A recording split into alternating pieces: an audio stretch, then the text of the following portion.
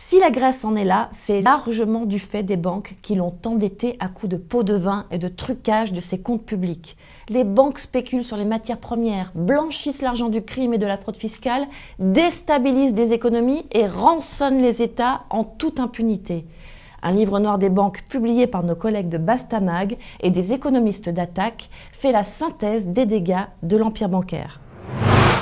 Évasion et fraude fiscale sont devenus les rôles majeurs des grandes banques. On évalue à 5,7 milliards d'euros les fonds cachés par les résidents français. Un livre collectif, le livre noir des banques, coécrit et présenté par le journal Bastamag et l'association Attac, dénonce cette captation de richesses et son coût désastreux pour la société française.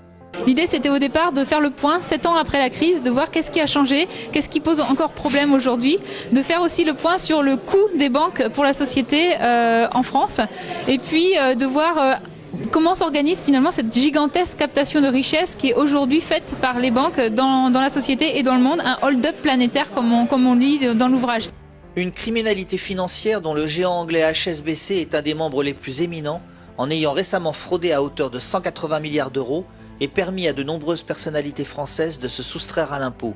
Pourquoi les banques jouissent-elles d'une telle impunité ? Et pourquoi les gouvernements ont-ils tant de peine à réguler l'activité de ces dernières ? La loi bancaire qu'avait promis François Hollande, elle a été réduite à peau de chagrin. C'est une mesure complètement cosmétique puisqu'elle ne concerne que 1% de l'activité des banques, du l'aveu même des banquiers. Je pense qu'il y a un très grand cynisme de la part de M. Hollande parce que quelques jours après son discours du Bourget où il disait « la finance c'est mon adversaire », il était à Londres pour dire aux Anglais à la City de Londres « vous inquiétez pas ».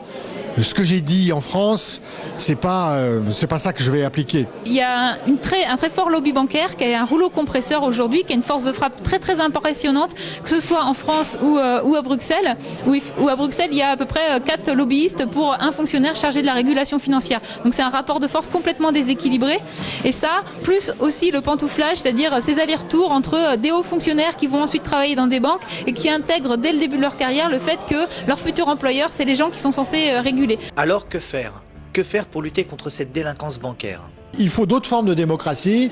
Et la démocratie citoyenne participative est une chose, c'est-à-dire qu'il faut qu'il y ait la possibilité pour les citoyens de juger leurs élus et par exemple à mi-mandat de voir s'ils ont respecté leur promesse électorale. Et alors avec Hollande, ça serait décisif. Des mesures simples mais concrètes et efficaces peuvent être mises en place qui pourraient changer radicalement la donne. Mettre la pression sur nos élus politiques est essentiel. Il y a beaucoup de choses qui passeront par le politique, par les mobilisations citoyennes bien sûr, mais aussi par le politique, par des nouvelles lois, comme par exemple sur l'évasion fiscale. On ne pourra pas faire l'impasse à un moment donné de voter des législations qui permettront d'améliorer la situation. On peut prendre exemple sur les États-Unis où il y a une loi qui a été votée qui s'appelle FATCA, qui met un terme, enfin en tout cas avec ses limites, mais qui est un progrès en termes de transparence bancaire. Le FATCA est un règlement du code fiscal américain obligeant les banques étrangères à communiquer tous les comptes détenus par les citoyens américains sur son territoire ou installés à l'étranger, mais aussi les titulaires d'une carte de résident permanent aux États-Unis. Pourquoi on ne fait pas aujourd'hui un FATCA européen ? Qu'est-ce qui bloque ? Qu'est-ce qui empêche d'avoir cette mesure ambitieuse ? Et c'est vrai que quand on voit au niveau français comme au niveau européen, il y a une certaine réticence à mettre en place ces mesures aujourd'hui.